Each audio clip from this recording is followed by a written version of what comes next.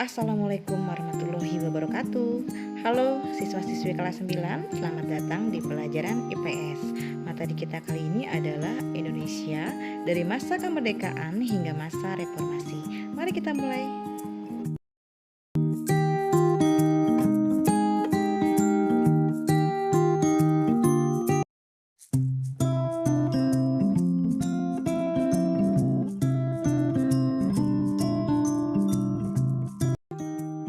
Materi kita yang pertama adalah mengenai proklamasi kemerdekaan. Mari kita amati gambar berikut ini. Nah, betul, ini adalah gambar pada saat peristiwa proklamasi. Siapa yang membacakan teks proklamasi, kemudian bagaimana proses proklamasi berlangsung? Maka itu mari kita mulai membahas pembelajaran kita kali ini. Persiapan kemerdekaan diawali dengan pembentukan BPUPKI, Badan Penyelidik Usaha Persiapan Kemerdekaan Indonesia, atau dalam bahasa Jepang Dokuritsu Junbi Chosakai pada tanggal 1 Maret 1945.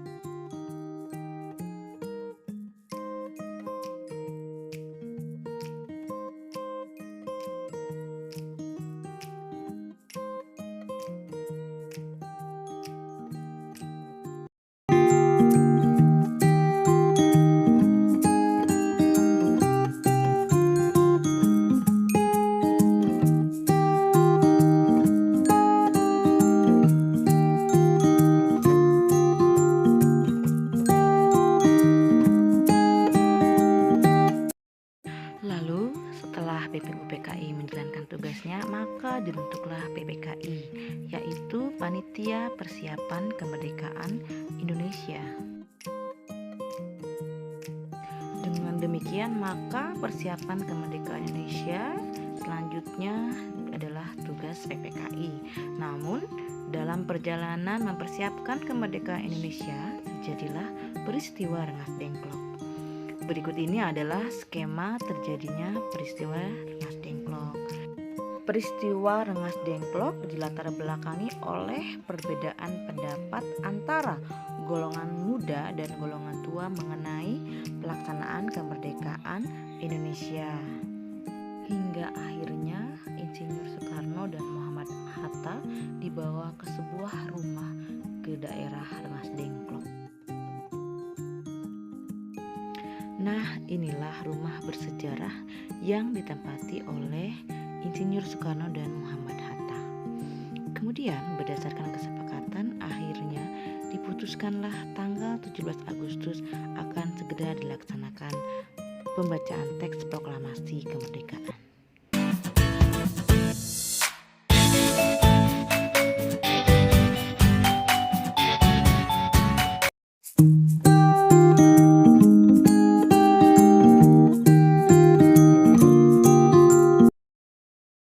Proklamasi.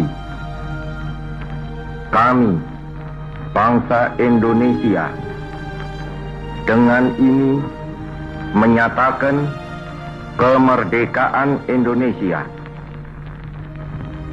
Hal-hal yang mengenai pemindahan kekuasaan dan lain-lain diselenggarakan dengan cara saksama dan dalam tempo yang sesingkat-singkatnya. Jakarta, 17 Agustus 1945, atas nama bangsa Indonesia, Soekarno Hatta.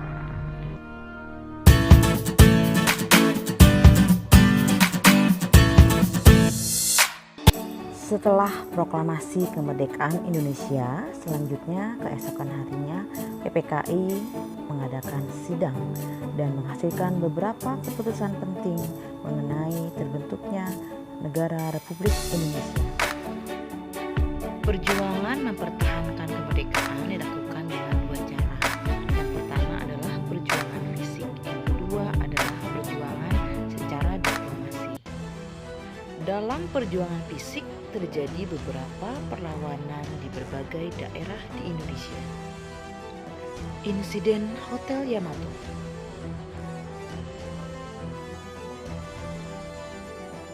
Pertempuran Surabaya.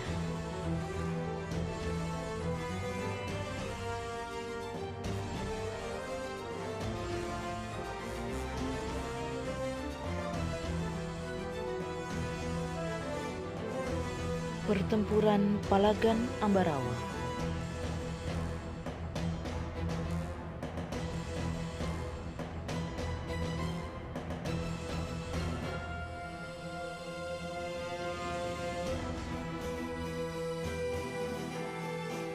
Bandung Lautan Api.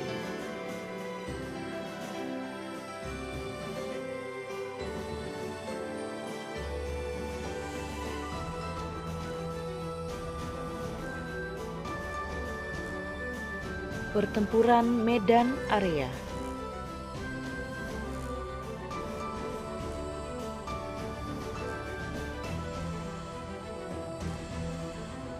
Pertempuran Puputan Margarana.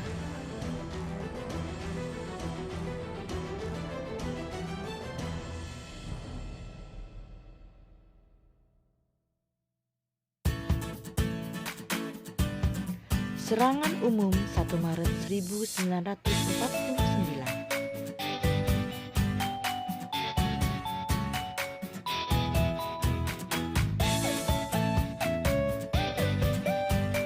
Dalam perjuangan diplomasi, bangsa Indonesia mengadakan berbagai perundingan untuk mencapai kesepakatan demi kedaulatan di Indonesia. Di antaranya perundingan Linggarjati.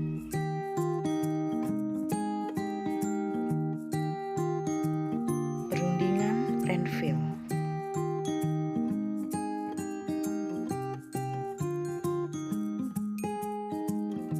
Perundingan Rumroyen.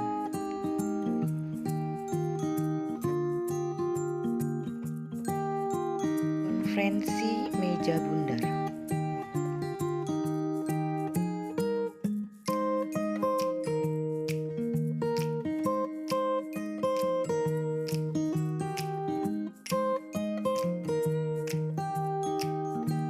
Melalui perjuangan diplomasi, bangsa Indonesia berupaya menunjukkan kepada dunia internasional bahwa kemerdekaan dan kedaulatan yang telah diraih bangsa Indonesia pantas untuk dibela dan dipertahankan.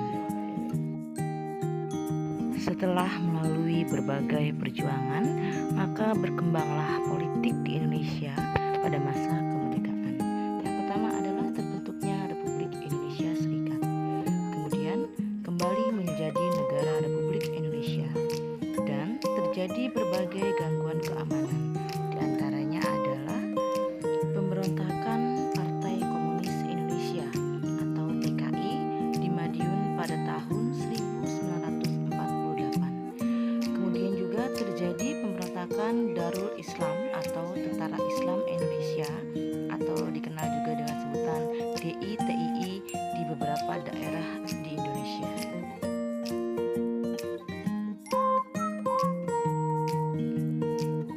Pada masa kemerdekaan, keadaan ekonomi di Indonesia belum stabil.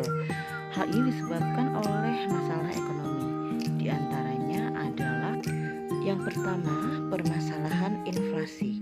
Hal ini terjadi karena mata uang Jepang beredar secara tak terkendali. Yang kedua, blokade laut. Blokade ini menutup pintu keluar masuk perdagangan Indonesia. Akibatnya, barang-barang di Indonesia tidak dapat diekspor. Setelah kemerdekaan, tidak ada lagi diskriminasi. Semua warga memiliki hak dan kewajiban yang sama. Pendidikan mulai berkembang dan mulai bermunculan lagu-lagu bertemakan nasionalisme.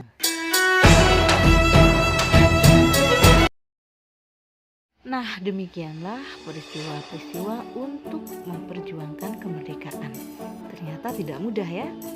Untuk itu, mari kita isi kemerdekaan dengan sesuatu yang lebih bermakna. Terus berjuang, belajar, dan berdoa. Sampai jumpa di pembelajaran pelajaran berikutnya. Wassalamualaikum warahmatullahi wabarakatuh.